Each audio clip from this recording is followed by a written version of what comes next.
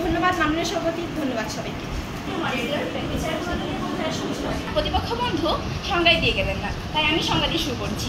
মাননীয় মডারেটর, আজকের বিষয়কে বিশ্লেষণ করলে আমরা শিক্ষক, শিক্ষা ব্যবস্থার ত্রুটি এবং বিজ্ঞানের শিক্ষার্থী এই 4টি বিষয় পাচ্ছি।